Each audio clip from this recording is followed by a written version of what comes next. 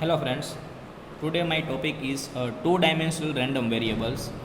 It is based on random variables where you want to find the probability of separate reason x plus y greater than 2, x minus y greater than 2. Means specific region જ્યારે allowed કરવાનો હશે ત્યારે specially two dimensional random variable use થાય છે, right. હવે એક્ઝામમાં તમને two dimensional random variable માટે એક ટેબલ આપેલું હશે, બરાબર. એ ટેબલ કઈ રીતે બને છે એ પહેલાં હું તમને સમજાવી દઉં, રાઈટ. તો x/y મીન્સ જે કોલમ ટાઈપ છે x1 x2 x3. સપોઝ હું ત્રણ વેરિયેબલ લઉં છું એક્સના, x1 x2 and x3, right. And Y માટે ત્રણ વેરિયેબલ લઉં છું, y1 y2 and y3. Okay, તો એનું જે ટેબલ બનાવવાનું છે એ ટેબલ કઈ રીતે બનશે એ ખાસ જોઈ લઈએ. તો x1 y1 x2 y2, ready. તો અહીંયાથી તમારે એક એલિમેન્ટ લેવાનો છે x1 y1, function of x1 y1, x2 y1, x3 y1. Okay, પછી y2 માટે બનાવવું છે તો x1 y2 x2 y2 x3 y3, right. પછી y3 માટે બનાવવું છે તો x1 y3 x2 y3 x3 y3. Okay, આવી રીતે ટેબલ બને છે. અને આવી રીતે તમને અંદર એલિમેન્ટ આપેલા હશે કે find the probabilistic distribution of two dimensional variable. આ ટાઈપનો ક્વેશ્ચન હોય છે, રાઈટ. અને ટોટલ તમારે સમેશન કરો તો આ બનશે f1 y1 f2 y1 f2 y2 f3 y3, અથવા અહીંયા f2 જ આપો, સોરી મારી ભૂલ છે, અહીંયા f2 y3. અને total summation of all this elements is always 1. Cause આપણને ખ્યાલ જ છે કે પ્રોબેબિલિટી મેક્સિમમ કેટલી હોઈ શકે કોઈ પણ એલિમેન્ટની 1 હોઈ શકે, બરાબર. The total of all function is equal to 1. Clear?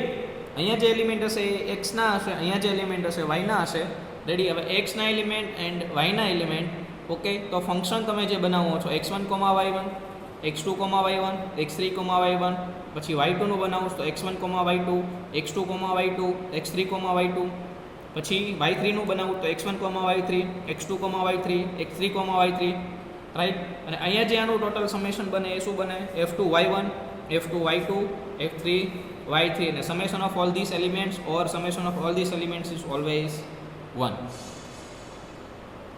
Concept clear છે? Okay, next point. હવે એમાં જે પોઈન્ટ આવે છે કન્ડિશનલ પ્રોબેબિલિટી. ઓકે, બે ટાઈપના ક્વેશ્ચન પૂછાય છે, એક રિજિયનવાળા, એક marginal probability distribution and conditional probability. તો કન્ડિશનલ પ્રોબેબિલિટી બે પર હશે, એક્સની વાય પર ને વાયની એક્સ પર. એક્સની કોના પર? વાય પર. ખાસ યાદ રાખજો, conditional probability of X on Y, આ પહેલું ઇક્વેશન છે, આવી રીતે બને છે, રાઈટ.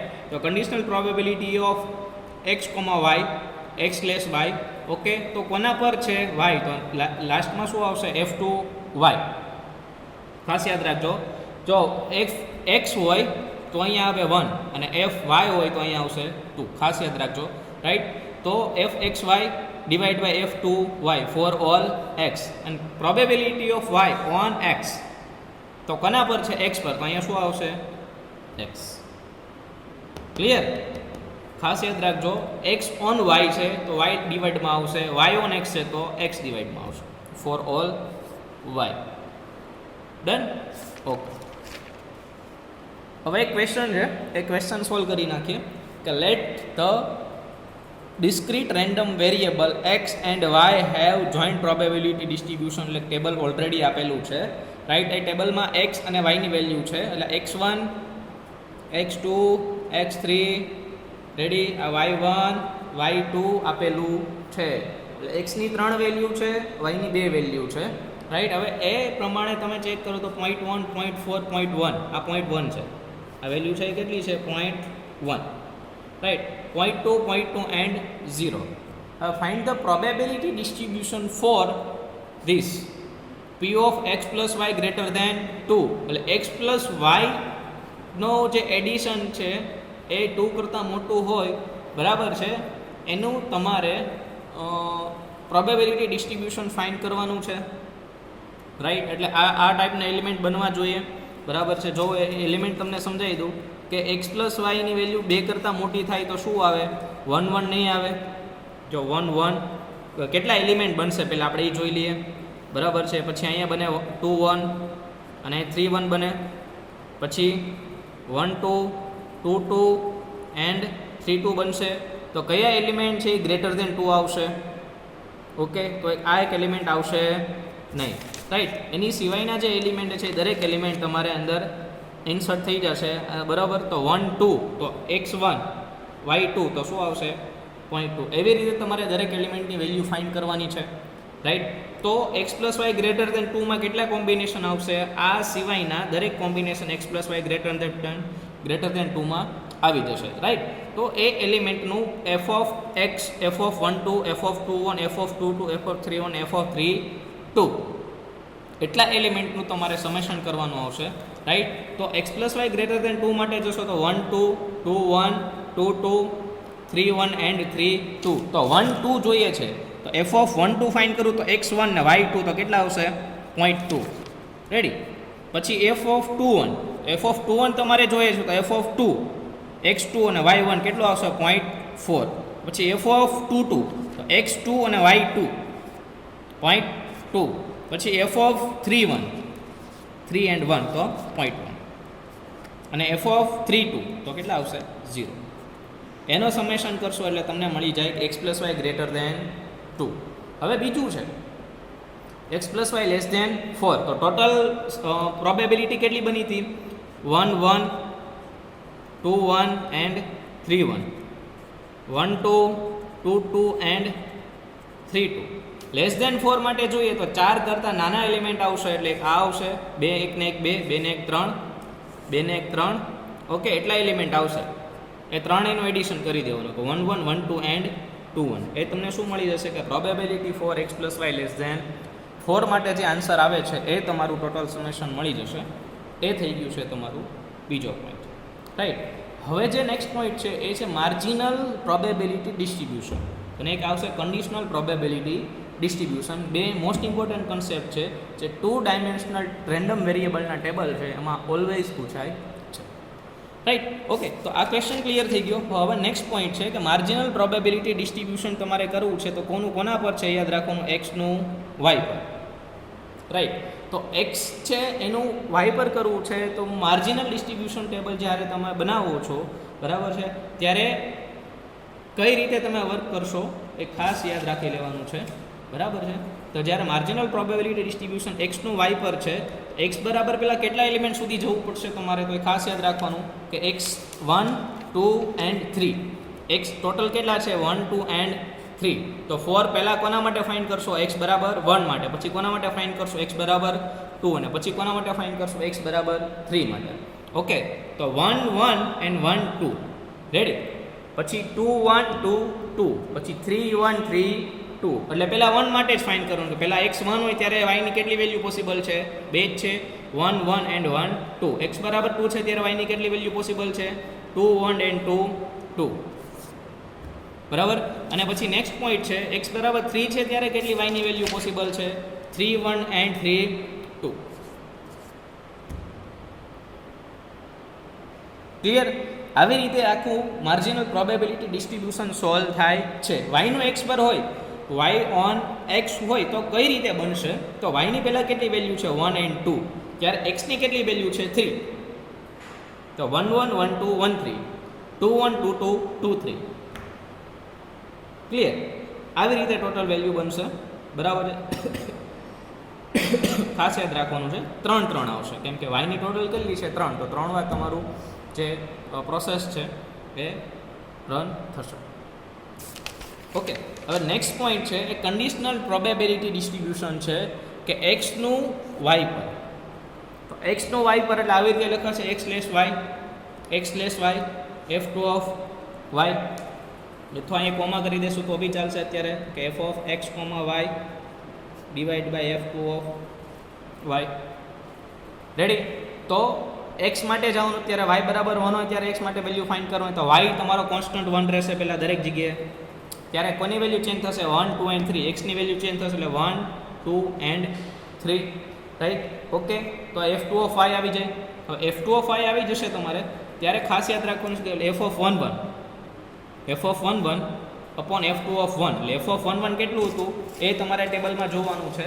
રેડી? તો f ઓફ 1 જોશો તો 1 કેટલું આવશે? એ 1 અને 1 તો કેટલું આવશે? 0.1. અને F2 ઓફ 1 તમને ક્યાં મળેલું છે? F2 ઓફ 1 તમારે ફાઇન્ડ કરવાનું છે.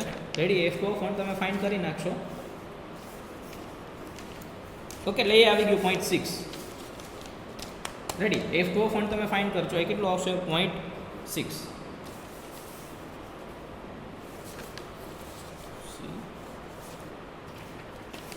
રેડી? F2 ઓફ 1 આવી જશે તમારું 0.6 આવી જશે.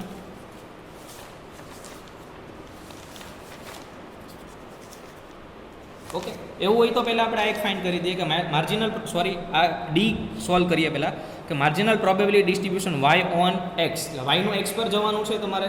તો y ની વેલ્યુ કેટલી છે? પહેલાં 1 અને 2, અને x ની કેટલી છે? 1, 2 એન્ડ 3. 3 વેલ્યુ છે. તો y કોન્સ્ટન્ટ રહેશે તો y નું કેટલા જાય? 1, 1, 1, 2 એન્ડ 1, 3.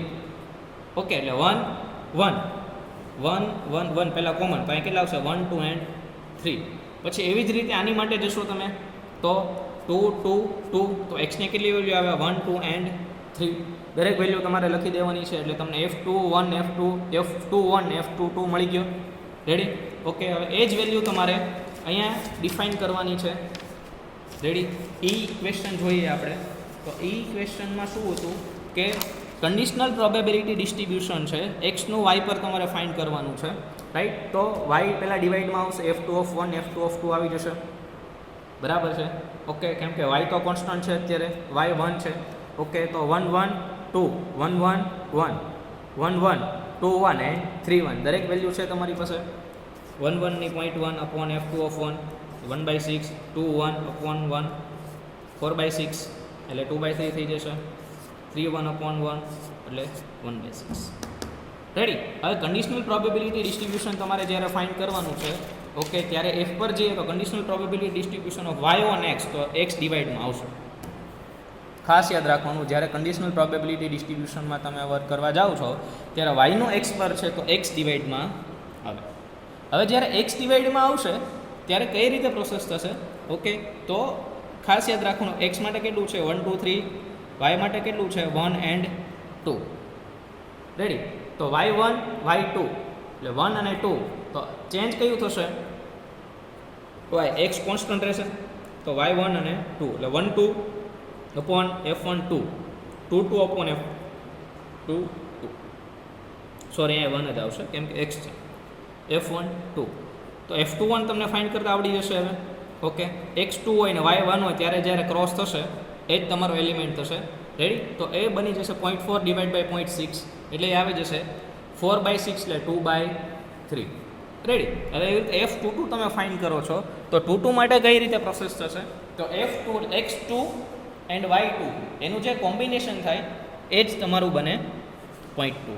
એન્ડ F1 ઓફ 2 કેટલું મળી જશે એ તમે ઓલરેડી ફાઇન્ડ કરેલું છે 0.6 એટલે 2 ડિવાઈડ બાય 6 થઈ જશે એટલે અહીંયા થઈ જશે 1/3. Concept clear?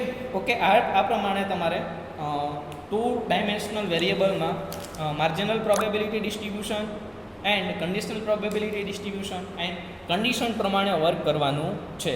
આ ક્વેશ્ચન મોસ્ટલી ઇમ્પોર્ટન્ટ છે, ખાસ યાદ રાખજો. બરાબર છે? ઓકે.